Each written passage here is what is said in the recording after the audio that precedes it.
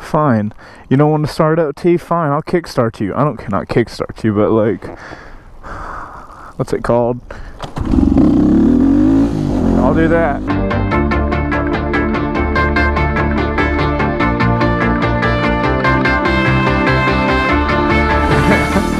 What's going on, guys? So today I'm going to show you how to get footage like this.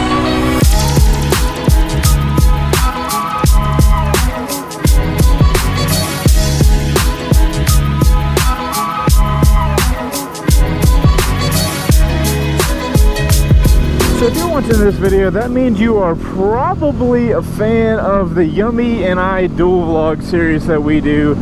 If you guys aren't familiar with what that series is, it's a series where me and Yummy R6, another motor vlogger, go out on supermotos. We just go explore, and a lot of those times we bring a drone with us and we play around with the drone. I've actually got mine in my book bag today, and I kind of wanted to talk about the drone I use, how I use it. And not, you know, drones are really popular. Tons of people have all these awesome tutorials about how to do stuff, but I want to show you how to use it as a moto vlogger, or at least how I use it as a moto vlogger. And that way you can really make the decision, is buying a drone kind of worth my time or worth the mental investment of figuring out how to do it. These things are also really expensive, so you gotta weigh that with everything. And we've got a fantastic location. There's this totally dead, brand new paved, curvy road. We are going to ride all over it. Look at this road. Is this not the most perfect road? There's no airports nearby. There's nothing. This is just perfect road. So guys, what we're not going to talk about today is the legality reasons. Two reasons we're not going to talk about the legal reasons of drones. One, a lot of stuff is constantly changing. The drone market is brand new, so a lot of laws are going back and forth right now, so we're not going to cover that. What I will say is, if you watch this video and you decide that a drone is something you definitely want to check out, please, step 2 of your research needs to be, is it legal in my state? Is it legal in the areas that I want to fly in? That is up to you, okay? So that was the road. It's super short, but it's awesome. And what's amazing about drone footage is I'm about to show you guys how to make an entire awesome cinematic video with just a drone and doing this area. We don't need any more cameras. It's pretty awesome. So guys, we're gonna go up here. I'm just going back down the road. We're gonna go up here and I'm gonna pull off and I'm gonna show you the bag I have, because that's one thing. If you are flying a drone or carrying a drone with you as a moto vlogger, you're going to have to carry the drone with you. We are in the wrong gear. You're gonna have to carry the drone with you while you ride, and that is a very important thing, because like, you're gonna be carrying some really important stuff, and you need to like consider that when looking into the type of drone, which drone, and all that kind of stuff, because there are some drones that you just simply can't and aren't gonna be able to take with you. They get too big. If you're looking like at an Inspire 1, there's no way. Well, I'm sure there's a way you can strap it to your back or something, but I'll show you what we're working with. Skirt! I like the lighting right here. Alright. Is my bike gonna stay over?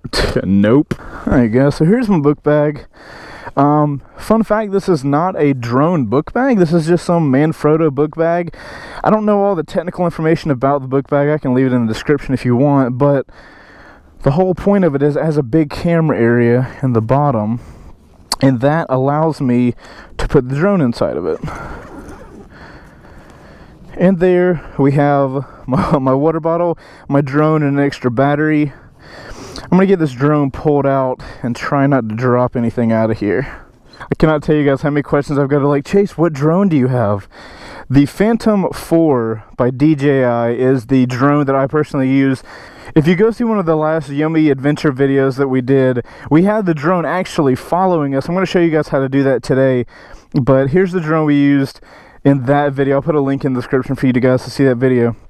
So, as a moto vlogger, why do you want a drone? Well, a drone is going to give you a view of you, or you know, whoever you're with, that you're not going to get with any other type of camera. Like, I've got my photo camera in here. I can't put it in a tree and get it to follow me, especially if you're doing stuff with like a supermoto and you're going to go off-road and stuff. You put the drone in follow you mode and it will follow you all over the back country or wherever you go. It's just a fantastic little tool, and the types of shots you can get will blow your mind. So guys, before I get into talking all about the drone and stuff like that, I kind of want to show you guys what the drone is capable of. So with no other cameras, not my GoPro, not my photo camera in here, I'm going to make a little edit of me and this bike only using the footage that comes out of the drone. So I'm going to show you guys that, and then we'll talk more about the drone. But let's check this out.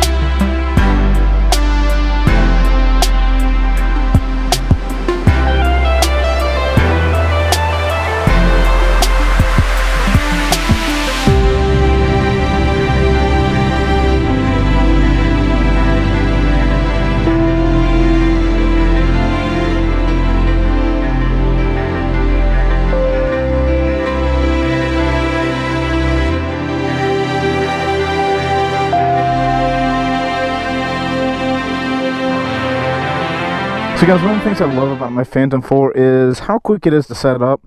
One big pain with some drones is when you come out to your location, getting the drone set up is normally a pretty long process sometimes. But when you're on a bike, man, that's the last thing you want to do, is be sitting there and like setting your drone up and it take forever. So we've got the drone out. You obviously don't want to transport it with the propellers on. But one thing that's really cool about this drone, these propellers, they match. You see the black dots? There's these propellers with black ones. They're kind of just quick on, like you just push it on and turn it a little bit, and there you go, it's on. And you're going to do these with all the propellers. Alright, you can see we got all the propellers on pretty quickly. Now I'm going to make sure to, I'm going to unattach it from my bag. That's my little quick way of putting the drone on the bag. Okay, so now we've got the propellers on. We're going to put this back in the bag. We're going to put this on the ground. Now we need a controller. Alright, so guys, here's the controller that I have for the Phantom 4. Controllers come with the drones if you aren't really aware. And the way you're going to see what the drone sees is you're going to put your phone in this little case.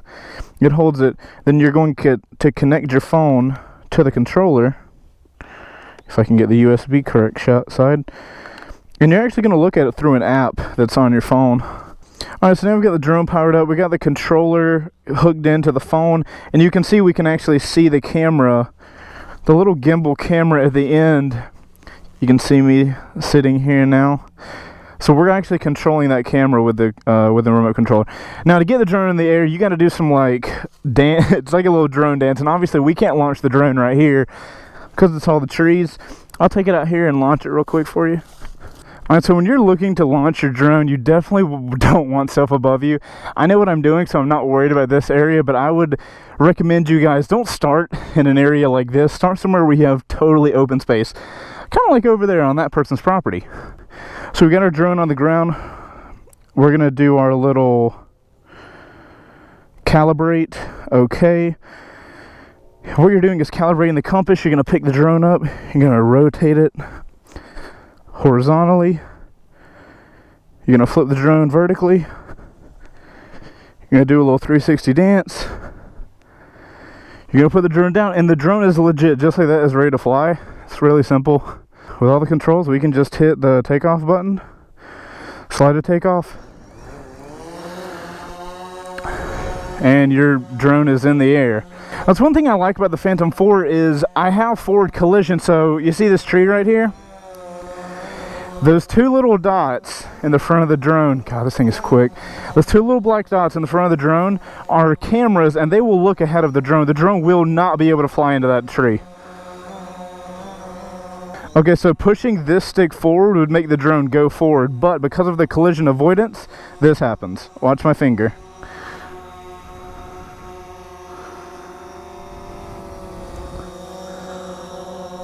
So one thing that makes that forward collision thing really awesome for what I'm using it for is when I go to fly this thing, what I'm going to do is I'm going to take the drone up around the area that I'm going to be flying in. So let's just pretend we're about to go fly here. You can see on the drone, I'm looking for tall trees, right? I'm looking for any tall tree, because right now, with the height the drone is, if I set it this high, he's not going to hit any tree.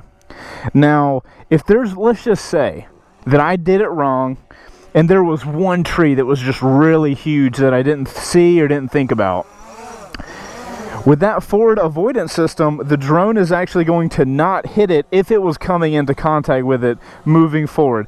That's going to help out a lot, and that's probably going to save your drone a couple times, because you don't want to be all like, oh, I'm just flying, having a good time, and then out of nowhere, boom, you hit a tree, and then your giant camera investment is just ruined. Alright, so we got the drone on the back of the book bag now, and like I was telling you guys, I left a little bit of battery left in the drone. Now, if we think about a normal drone battery, under normal use, that drone battery is going to be in charge of not only flying the drone's propellers, but it also has to power the computer inside of the drone for the vision positioning, the gimbal, the camera, all of these things that battery is made to run. Now, if you think about it, what's probably taking the most power is actually flying. So, what do you think would happen if we started the drone up, started it recording, but didn't fly it and record it and used the gimbal as just a gimbaled camera? This is something I don't think a lot of people take advantage of, because the 4K shot out of the drone is fantastic. I'm going to show you guys how we can use the drone when we don't have enough battery left to fly it.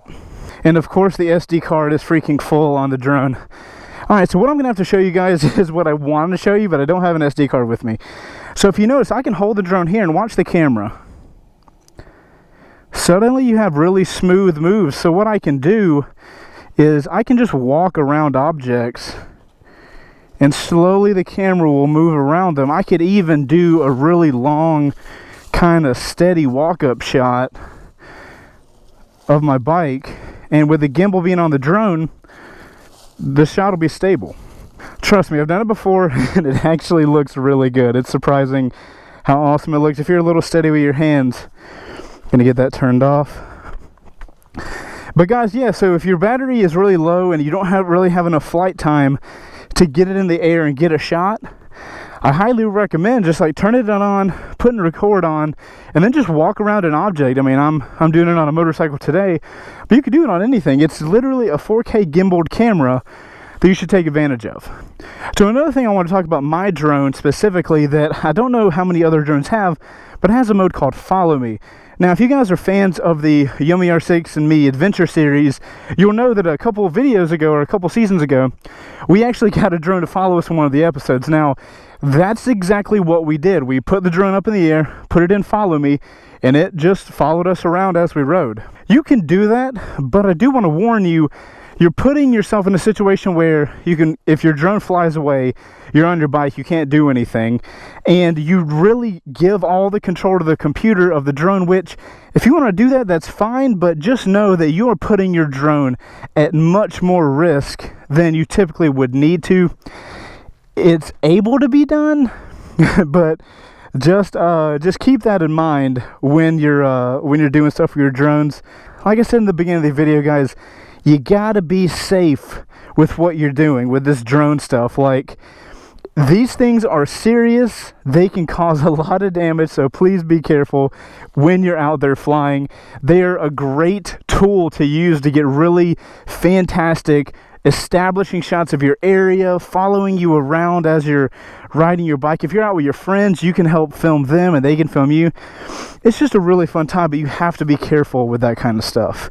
But it's hot as hell, so let's get back on the bike. So guys, hopefully that gives you an idea of the type of visual power a drone has for increasing the production value of your motorcycle videos.